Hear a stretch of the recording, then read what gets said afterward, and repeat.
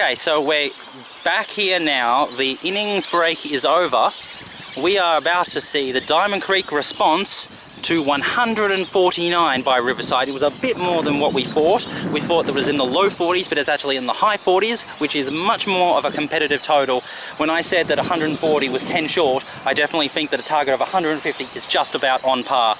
And so the Riverside team are coming out. Remember that this is the 2017-18 cricket season. B grade. Diamond Creek versus Riverside. Here, it's October. Early October, the cricket season has just begun. The grand final of the AFL was literally 7 days ago, and so the cricket season has just begun. We're at the very beginning of an incredible summer of cricket, brought to you by Channel 8. This is amazing, this is cricket. In case you don't know, this is definitely round one here, and interesting to see how the reigning premiers will take these early overs. They'll know they'll be able to back themselves in to get wickets there. It'll just be a matter of how they go about it there, so... important job here just to make sure they get this right. So let's just have a look at what happened last season again. So Riverside ended up getting top of the ladder with 13 wins, which were 3 wins ahead of second place Montmorency.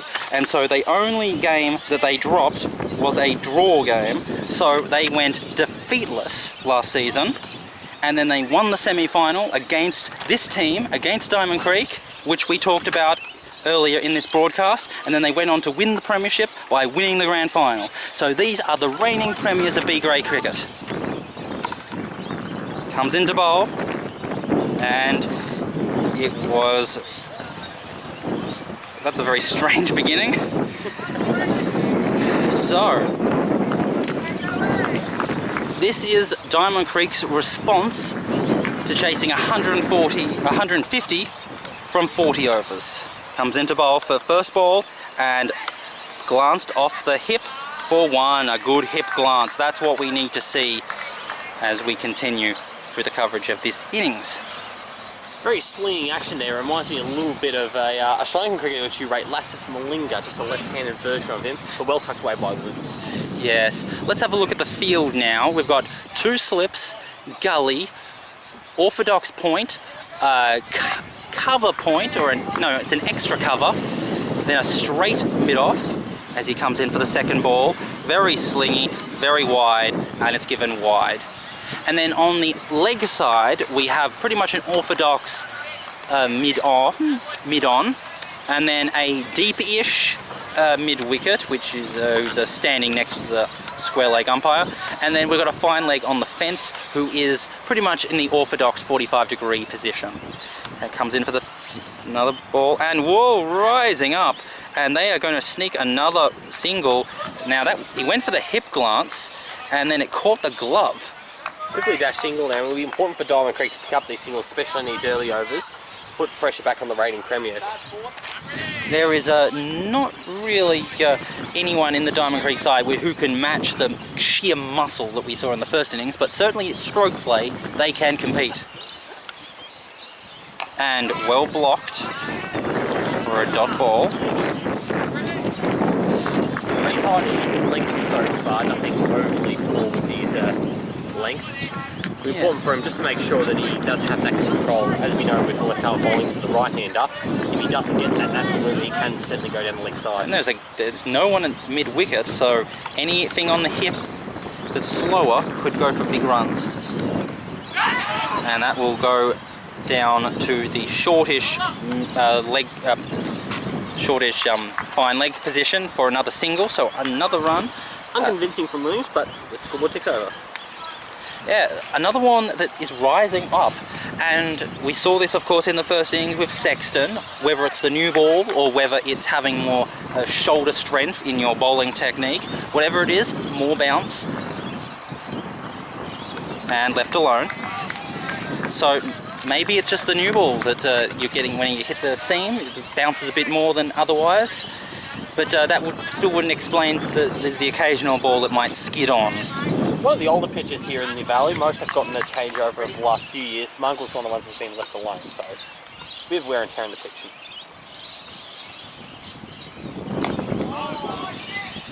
Yes. End of the over. I'm going to go. Okay, so we're coming into the second over. The score is none for three. Connor Gedge coming here from the river end there. Did a good job with the bat there, left arm medium fast.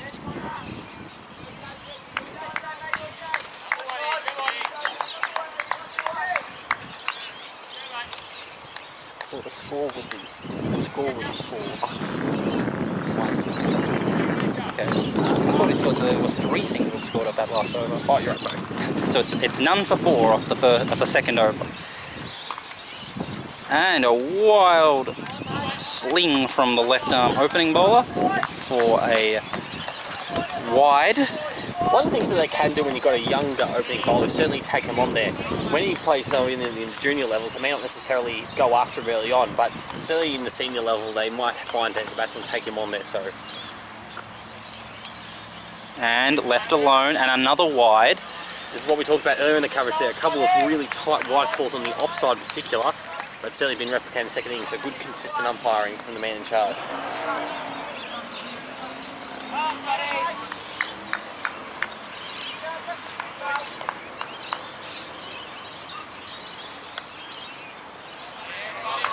And that one is left alone. Much better from Gedge there that time, finding that channel of uncertainty. Definitely. It's too early to tell exactly what strategies might get used in this innings. So far, everything looks by the numbers. The 2 slip fielders are sitting way too close to each other, though. And left alone, that was bordering on another wide. Having captain and wicket kept in the same game many a times, what the worst thing you can have for a supporter is for the ball to go in between. So for your margin of error, you certainly have to have it too close as opposed to too far apart. So I don't mind this, especially with the leadership of Doyle in the second slip.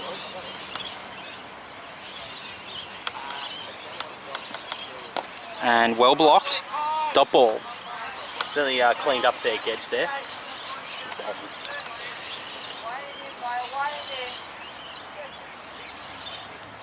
Creating a bit of a lull at the moment. Certainly when the game is on the knife's edge like it is at the moment, there's not necessarily the enthusiasm you might see as opposed to a home side romping in. And left alone. The other thing is, of course, that this is not the #1 ground of Diamond Creek, but as far as getting the members involved and getting the classic attendees, there we are across the road.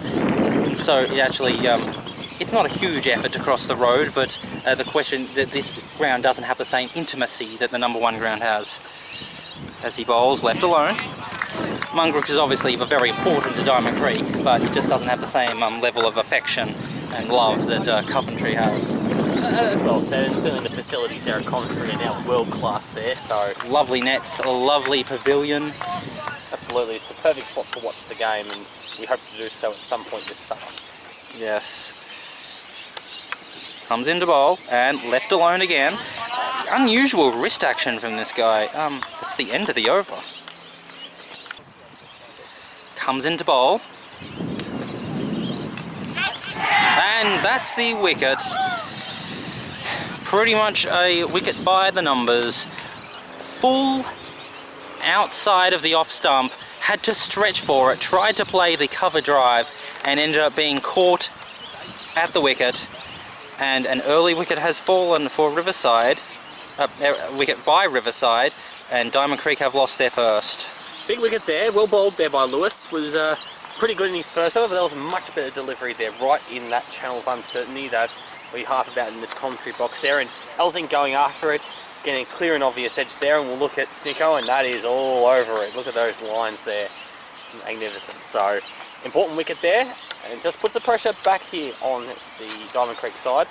We've got McDonald here coming in at #3 there.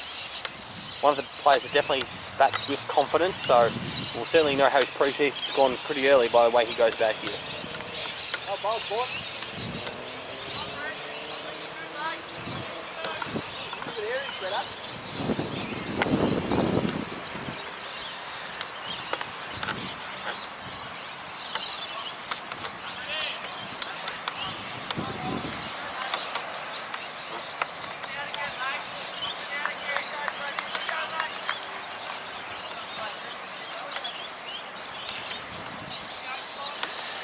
So, new batsman about to face his first ball. The same field is in position. Comes into bowl. And left alone. Really important man here, McDonald there. When you're batting that top 3 or 4 in the B grade level, you are expected to capitalise on big scores when you get in, so it's important for him to get himself going here. Has made over 2,000 runs for the club there, so another one of those players who's come through the junior ranks and has certainly capitalised on the way he's gone about when he's gotten the innings underway. Okay. And wonderful pull shot there. And it's fielded by the fielder at fine leg, and they'll come back for 2. Well done there by Connor Gedge there at the fine leg boundary. Was it for 2? No, just 1 there. Just 1. McDonald. So Mitchell McDonald, 2,000 runs at a batting average of 17, with a higher score of 86. Made that new H grade. Important fact. And left alone. Very good defensive technique there from the remaining opener. Done a good job here, Lewis. I know it's only the second over, but the idea being is that when you have that sort of mid-range score, you have to give wickets early, and Lewis has done the job for them once again here. I'm quite impressed by what Riverside have shown with these opening bowls. Very fast, very aggressive, using the new ball. And short of a length, and he has to play it away to the gully for a dot ball. I'd have to say that I'm afraid that too many teams just try to play funny games with the new ball when they really should just go for those wickets and just get your best bowlers in there and just try and blast out as many wickets as you can as fast as possible. And well left alone there. And that's the end of the over. So we are coming into the 4th over of the innings. The score is 1 for 7.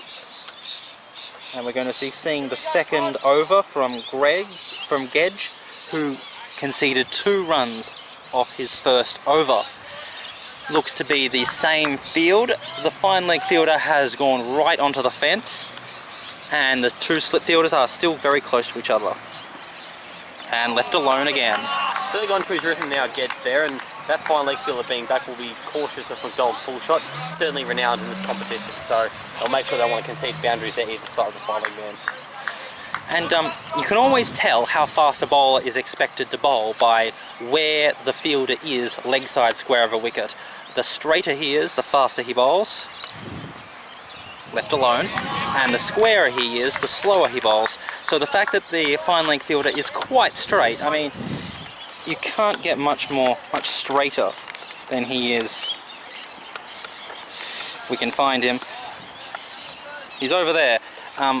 You can't get much straighter than that, which means that they must, and there's no one for the pull shot, full-blooded pull shot, as he comes into bowl, and it's blocked, which means there's no one expecting him to play a very aggressive pull shot in front of the wicket, that it would be a hook shot behind the wicket. I think you wouldn't mind him taking him on anyway there, especially with the new ball. You've got square leg there, probably the only catching man, but you still back him in for a top edger if they happen to take them on and they get it wrong there. If they go right, well, kudos to the batsman there, especially McDonald.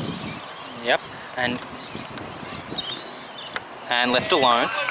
The other thing to notice is that the gully is very close. I'd say at least 3 meters closer than you would normally expect from an orthodox gully. Very, like, if it's a full-blooded cut shot, there is no way that you're doing anything but going to the hospital. So it has to be, you know, like, what's there for the edge of the drive? Whoa! That's what we've been talking about, and it's 4 runs there. Beautifully played there from McDonald there. That's the risk you run when you do put a short of a length there and do get the bounce like Gedge does there. He certainly does prefer it there at Watmore Park there at his home deck. Here he may not necessarily have that luxury there with the extra for getting the extra bounce, and probably suit McDonald more than those full deliveries, so I'll expect him to pitch it up. As for your gully question, I think he's probably there more for mental edge as well, getting into the batsman tonight. And left alone again. And that's the end of the over. Good one for Diamond Creek. Good so far. So we're coming into the 5th over now. The score is 1 for 11. We're about to see the 3rd over from Lewis, who has 1 for 5. Important here for Williams to get going. And slower ball, didn't come on to the bat, and it was defended.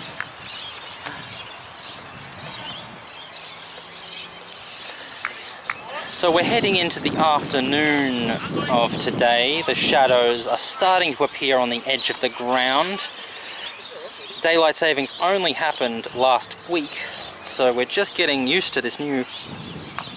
And went for the pull shot and bottom edge into the ground for a dot ball. I certainly think you still have to go for it there. If you're comfortable there pulling it against the natural variation of the left hand to be away from you, then certainly you don't want to put away that shot. What you'll find yourself is getting bogged out if you do put it away there. So I don't mind McDonald having a go at that. It's less likely to hit the stumps.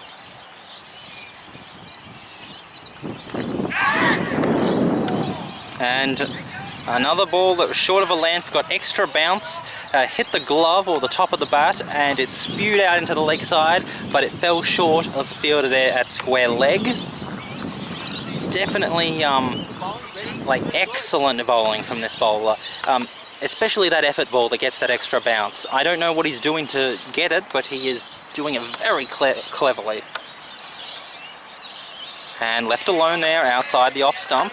Over your playing days, Chukka, you were certainly quite good at the bowler who got a bit of extra bounce, and you certainly kept the ball on the deck. Have you got any advice for the batsmen who do struggle against that type of delivery? Well, where do you begin? Oh.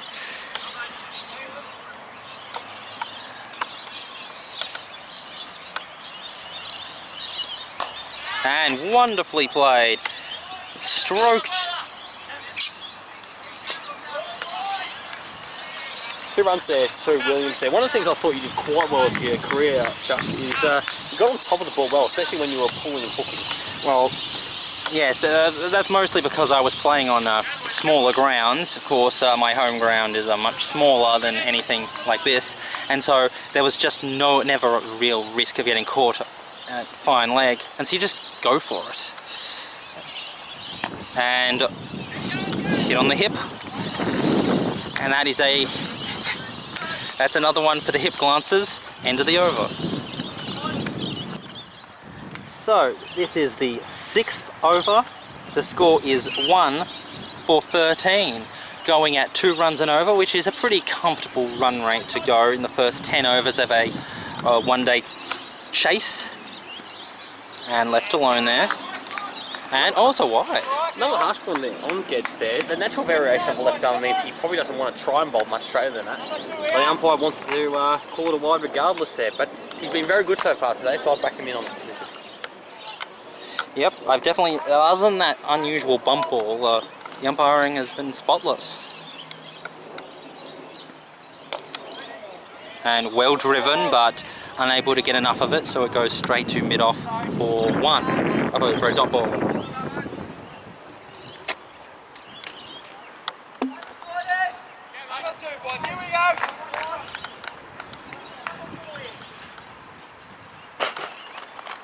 Comes into bowl, and oh, cut shot, edged, top edged, going down to 3rd man.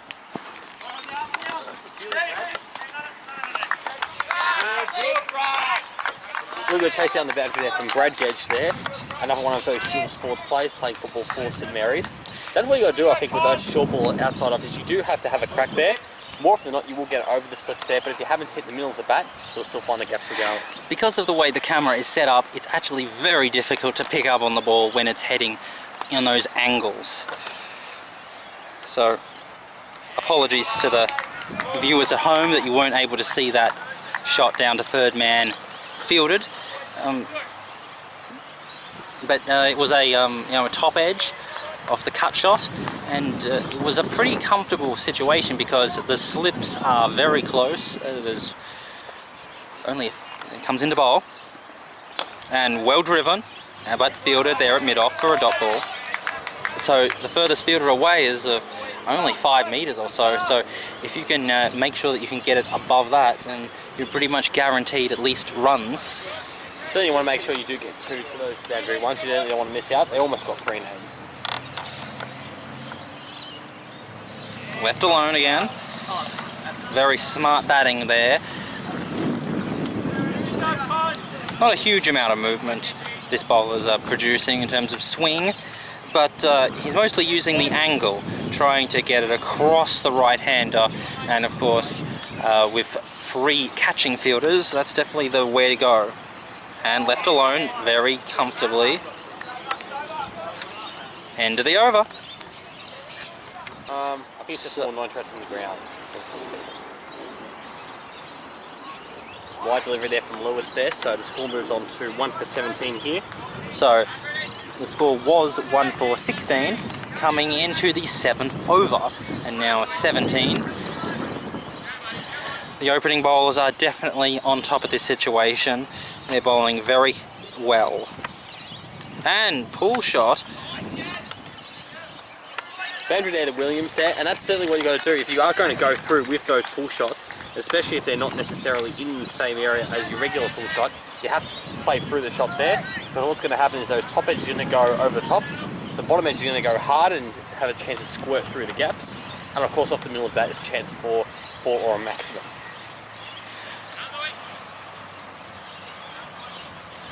Still no fielder there at mid-wicket, which I'm happy with. Comes into bowl, and short of a length, blocked there. Same conundrum that Diamond Creek face will be what comes up to Riverside. Certainly it is delicate how you manage your bowls in a run chase there, because you don't want to leave your 4th and 5th bowlers too late, just in case they go bolt depth, but you also don't want to bring them on too early and lose that momentum you need. It also depends on what type of role your 4th and 5th bowlers are to play, whether they are to be holding bowlers or dibbly bowlers, or maybe even wicket-taking bowlers. I mean, it's not out of the question to bring wicket-taking bowlers in the middle of a one-day innings, although it's pretty much unheard of in the DVCA. And well blocked. They're well bowled. That seemed to bounce a little lower than expected, and a little bit of a bottom edge. He does test the batsman there, Lewis, and he's done it for a number of years for the siders there. Really important for McDonald and Williams, just to make sure they stick at it. Williams doing certainly a good job at the stroke at the moment. Both of these batsmen are batting very well. No problems from my end. And whoa!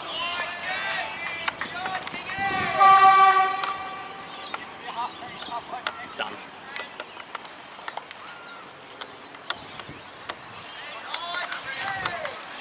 Four more. Wonderfully played there.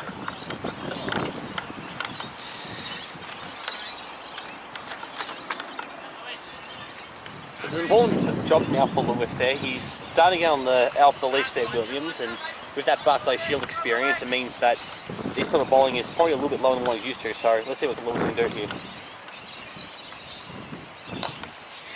Wonderfully driven. That was a very nicely sounded off the bat, and it's the end of the over. Comes into bowl and left alone. So we are into the 8th over. The score is 1 for 25. Gets doing a good job here. He's into his 4th over, none for 9 so far, but certainly hasn't bowled many looser rings. The run rate has jumped from just about 2 to 3 in just a short bit of time, and that's another extra. And the runs have come mostly through just great stroke play. A bit of a flashiness in terms of a couple of edges, but then there were a couple of really crisp boundaries that really went rocketing for 4. If you were the captain, Dorothy, would you suggest perhaps forget to consider around the wicket even just for an over? Not for this bowler, no.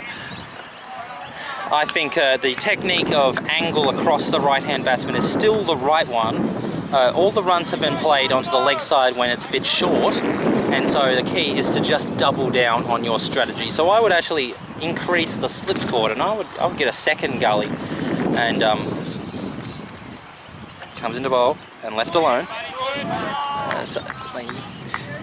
The way the wickets you're going to get a wicket with this bowler is going to be caught in the cordon, and so Like if you've got rid of the fine leg and put him in as a second gully, I think that could be something you could consider doing. And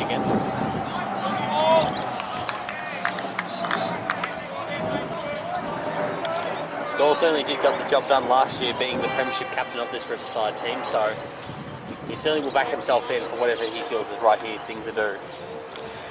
Absolutely. Oh, aggressive stroke. They'll probably take the third. They will.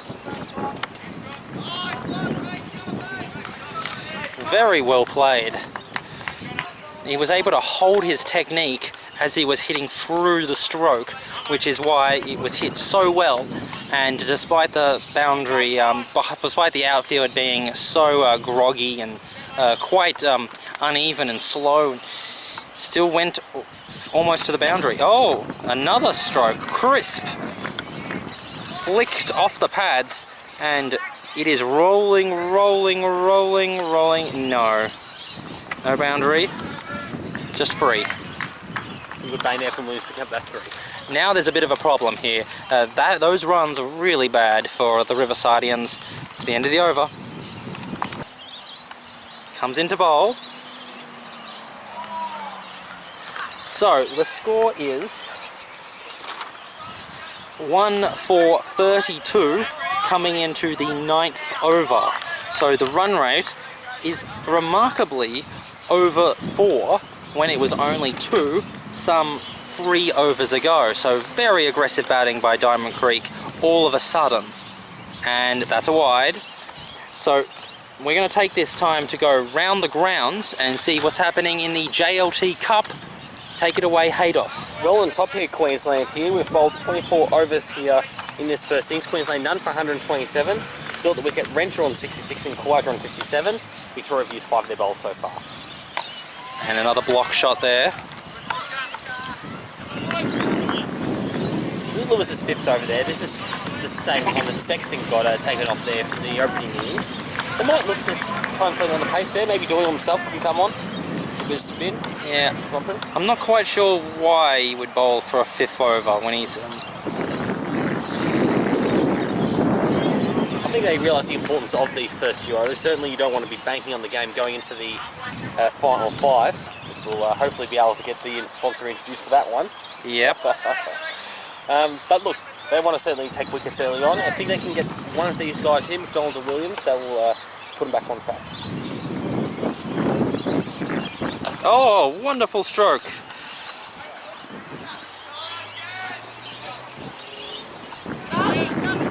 Two more rooms in the direct hit, meaning that the umpire has to do more work. Yes.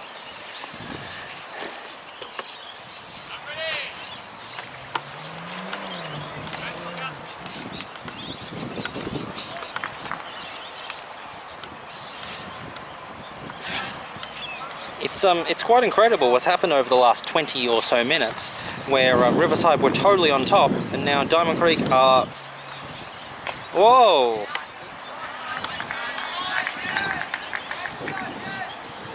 Should pick up a 3rd here on the arm. But they won't. Well filled there by Brooker there at...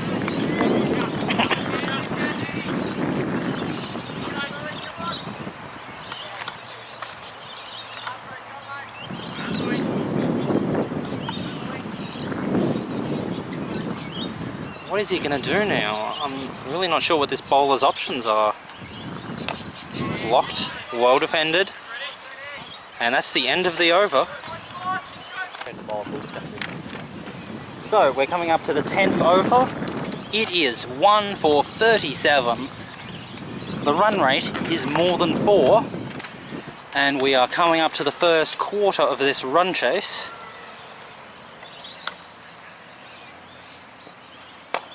And we've got a change of the bowler. Very tall, lanky, medium fast bowler. Pretty much the same field is here. Still no one at mid-wicket. Still the slips are very close. Still just the one gully. And the covers is just the orthodox free. Comes into bowl and left alone. So I'd have to say that the Riverside are much more aggressive in terms of their fielding placings than the Diamond Creekians were, because Diamond Creek at most only had 2 slips for the first over and then reverted to 1, and then through the second half of the innings more or less had none. And so to stick to 2 slips and a gully in the 10th over is very aggressive. Oh, well bowled. So we're going to go joke here, Wilcock. He's batted at number 7 of course earlier today and perhaps didn't score as quickly as they would have liked, but this is his main role on the side, that first change bowler there, so it'd be important for him to get the job done here. Absolutely, and it's going to be interesting to see what his role will be, because with the ball getting old and with the outfield so slow, run scoring will become harder. Oh!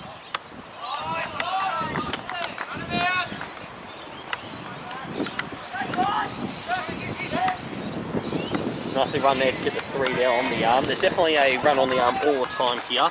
Even in the lower grades you might even get 2 on the arm, but certainly in this high level of B grade there's only the 1, so McDonald gets 3 more to the score. And just a bit exhausted there is one of the batsmen. Too much running, and yep, that's the move. We knew this was coming, and one of the slippers has moved down to a mid-wicket.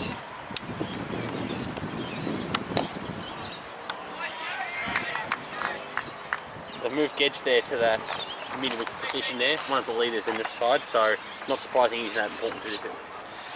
It's not the most amazing, and they're not the most inspirational of fielding changes. Pretty much stock and standard so far.